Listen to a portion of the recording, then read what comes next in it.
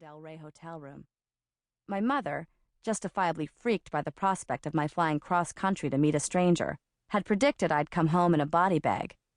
But I'd merely bagged a body, and a fine one at that. Shortly after returning from California, I decided to U-haul it out of Chicago for good. Obviously, Johnny was sterling primo, cherry grade A boyfriend material. My heart and genitals issued a joint edict that requested I immediately relocate to Johnny's home state of Minnesota, and so I soon piloted a moving van across several states, stopping only for a dashboard smorgasbord of sodden fried chicken off I-94. I didn't have much to leave behind in Chicago, save a low-level job at a bankruptcy law firm where a downtrodden woman named Luann made me file things. My parents were flummoxed by the move, but I had to motor. Love is mysterious and rad, like Steve Perry from Journey. Once I arrived in the Twin Cities metropolitan area, I moved into Johnny's colonial-style suburban apartment complex, a vanilla variation on the brick shitbox school of architecture. The building looked municipal from the outside, like a White House ringer erected on the cheap.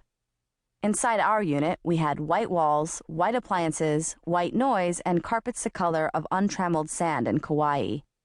In Chicago, I'd lived in a cluttered walk-up adjacent to a liquor lounge and a center for homicidal youth. My new lodgings, by contrast, were pin-drop silent. My life felt like a dry erase board that had been wiped of all its past transgressions and left turns into sordid moral territory. In Minnesota, I could be the most anonymous girl in the world. I could reinvent myself as a lacrosse champ from Topeka if I wanted to. I could feign mafia ties and carry a teacup Maltese about town. I could change my name to Lynn, get bulimic and hork Zone Perfect bars into the talking garbage cans at Ridgedale Mall. It was like magic. I had erased myself, just like Lisa Loeb in that one super gay video. After 2 days spent wandering shell-shocked around town, I somehow got a job as a copy typist at a Kubrickian advertising agency walled with brushed steel and television monitors. As I filled reams of paper with dopey radio scripts, void where prohibited, I watched the snow fall past my 26th floor window. The flakes plummeted so swiftly from the gray strata of clouds that they didn't seem to be going up or down.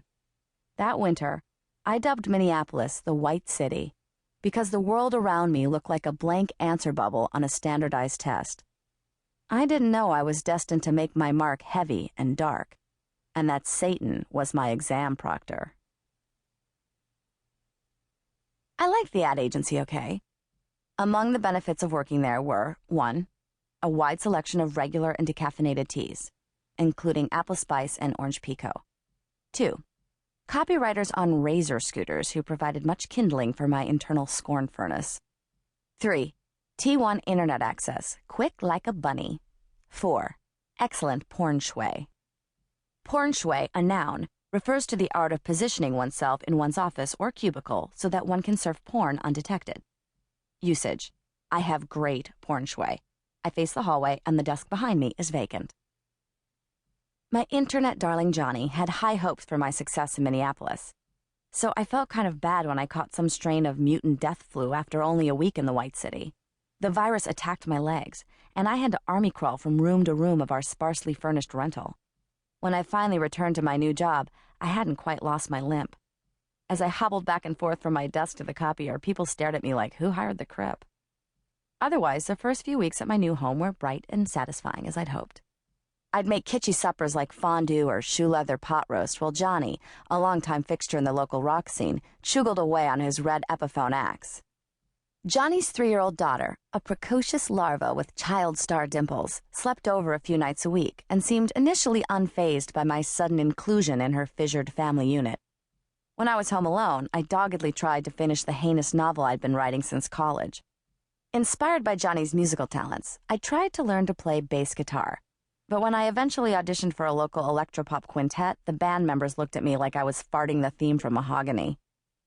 I felt sore about the rejection, and my bass soon acquired a thick patina of dust, which was really crappy because I had been looking forward to posturing on stage like Kim Gordon or Kim Deal, or any of the assorted lank-haired bassists named Kim who had been my heroines as a teen. I didn't know at that point that I'd wind up fingering for an audience.